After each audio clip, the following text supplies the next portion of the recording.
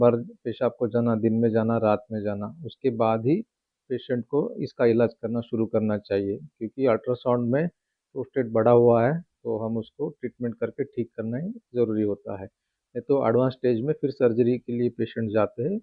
और इसमें सर्जरी का भी 100% कोई श्योरिटी होती नहीं है, क्योंकि अमेरिकन यूरोलॉजी एसोसिएशन का ये डाटा है। मैं बड़ी जिम्मेदारी के साथ ये कह रहा हूँ कि उनके वेबसाइट पे डाटा है कि 70% केसेस में प्रोस्टेट की सर्जरी TURP, टर्प जिसे कहते हैं, वो सक्सेसफुल है। बाकी 30% केसेस में माइनर से मेजर साइड इफेक्ट्स हो सकते हैं।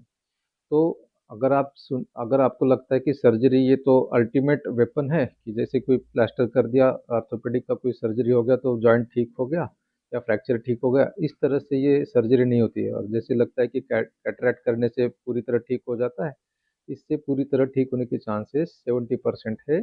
लेकिन वो 70% केसेस में भी फिर से 5 से 10 साल बाद प्रोस्टेट बढ़ जाता है। तो अगर बहुत ही ज़रूरी है तो ही सर्जरी करनी चाहिए, या कोई भी अल्टरनेटिव अदर मोड ट्रीटमेंट से अगर आपको फ़ायदा नहीं होता है तो ही सर्जरी का लास्ट ऑप्शन लेना चाहिए। अमेरिकन यूरोलॉजी एसोसिएशन का ये गाइडलाइंस है कि सर्जरी करने के 3 गोल्डन रूल्स उन्होंने बताए। एक तो पेशाब आपका बार बार ब्लॉक हो रहा है, यानी आपको बार बार कैथेटर लगवाना पड़ रहा है। दूसरी चीज़ है कि पेशाब ब्लैडर में रहने से बड़े बड़े किडनी यूरिन के स्टोन्स हो जा रहे हैं। और चौथा, थर्ड सेगमेंट है कि अगर आपका क्रिएटिन लेवल प्रोस्टेट की वजह से बढ़ रहा है तभी सर्जरी को सोचना चाहिए।